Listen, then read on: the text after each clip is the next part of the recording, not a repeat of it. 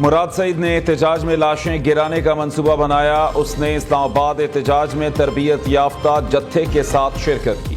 عطا تارڑ کا دعویٰ. مراد سعید وزیر اعلیٰ ہاؤس پشاور میں روپوش ہیں. گرفتاری کے لیے سی ایم ہاؤس پر چھاپا مارنا اچھا نہیں لگتا. اسلام آباد ہائی کورٹ نے احتجاج کے لیے منع کیا تھا. پی ٹی آئی کے احتجاج میں 37 غیر ملکی جرائم پیشہ اور ریکارڈ یافتہ لوگ شامل تھے. پیشگی انٹیلیجنس اطلاعات تھی. احتجاج کی آڑ میں حملہ کیا جائے گا. مظاہرین کے پاس جدید اسلحہ تھا جسے استعمال بھی کیا گیا. وزیر اطلاعات کی پریس کانفرنس. کہتے ہیں پی ٹی آئی ناکامی چھپانے کے لیے لاشوں کی سیاست کر رہی ہے. کوئی ایک ویڈیو دکھا دیں جس میں قانون نافذ کرنے والوں نے براہ راست فائرنگ کی ہو. اموات کا پروپیگنڈا ان لوگوں کے گلے پڑے گا. ریاست کبھی گھٹنے نہیں ٹیکتی. شہریوں کے جان و مال کی حفاظت اولین ذمہ داری ہے.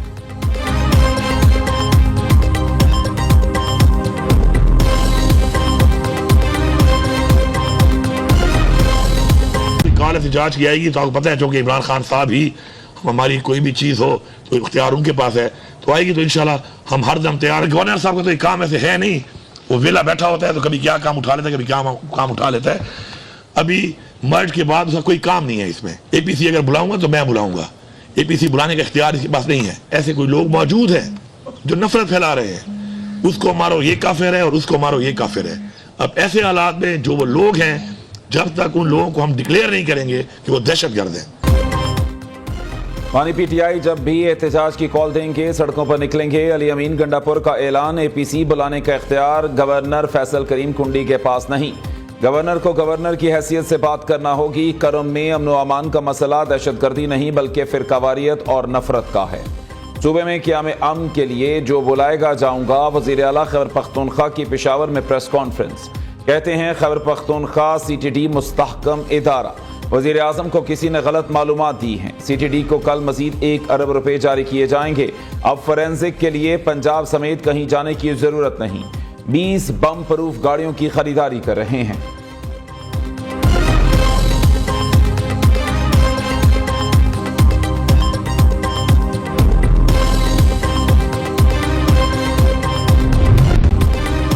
بانی پی ٹی آئی اور ان کی جماعت کو ختم کرنے کے لیے بشا بی بی کافی ہے. اب انتشاری ٹولہ دوبارہ اس بات کا رخ کرنے کی غلطی نہیں دہرائے گا. جتھوں سے فیڈریشن پر چڑھائی کرنے سے این آر او نہیں ملتے.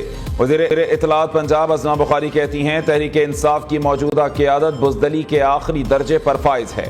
پی ٹی آئی کے کارکنوں کے اصل مجرم علی امین اور بشرا بی بی ہیں.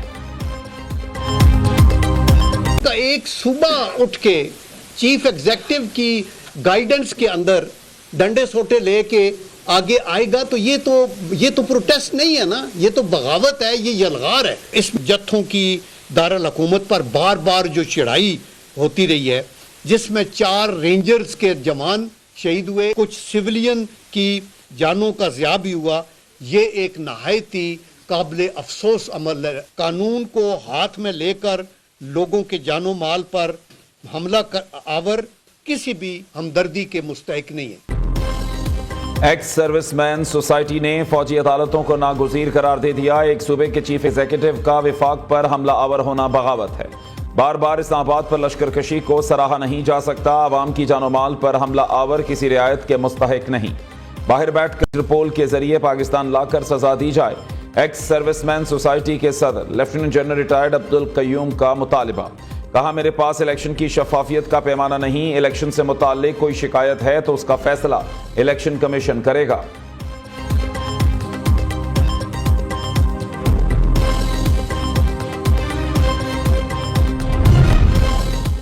تیس نومبر کی ڈیڈ لائن گزر گئی. وی پی این چلتے رہیں گے. قانونی سکم کے باعث پی ٹی اے کا وی پی این پر پابندی واپس لینے کا فیصلہ.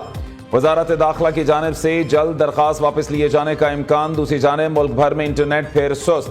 سوشل میڈیا صارفین کو مشکلات کا سامنا. ایکس, فیس بک, انسٹاگرام اور ٹک ٹاک عارضی طور پر معطل یا سست ہو گئیں. انٹرنیٹ متاثر ہونے کی وجوہات سامنے نہ آ سکیں.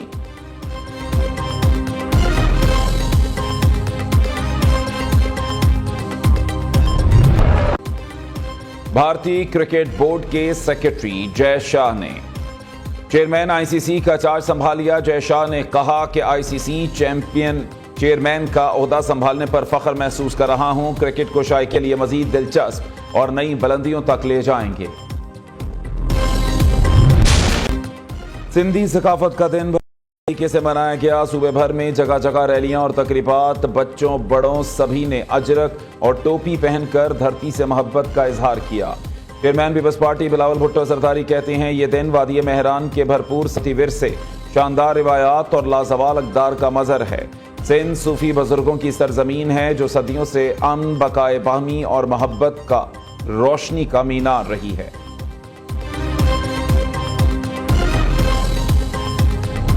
سندھ کی ثقافت منفرد اور تنوع سے مالا مال ہے. یوم ثقافت پر محنتی اور مہمان نواز سندھی بہن بھائیوں کو اہل پنجاب کا سلام. وزیر اعلیٰ پنجاب مریم نواز شریف کا سندھ کے یوم ثقافت کے موقع پر خصوصی پیغام. وزیر اعلیٰ بلوچستان سرفراز بگٹی نے کہا سندھی ثقافت امن، محبت، روایات اور یکجہتی کی امین ہے.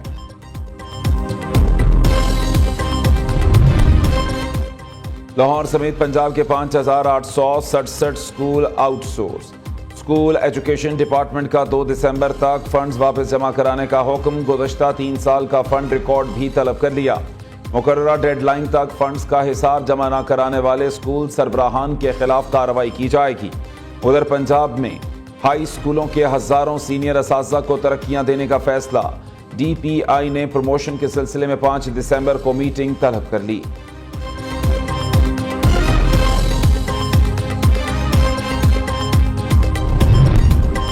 اجتماعی کوششوں کے باوجود پاکستان میں HIV کی وبا میں اضافہ. وزیر اعظم موذی مرض کے خلاف قومی حکمت عملی مزید مضبوط اور مؤثر بنانے کے لیے پرعزم ایڈز کے خاتمے کے عالمی دن پر پیغام دیا.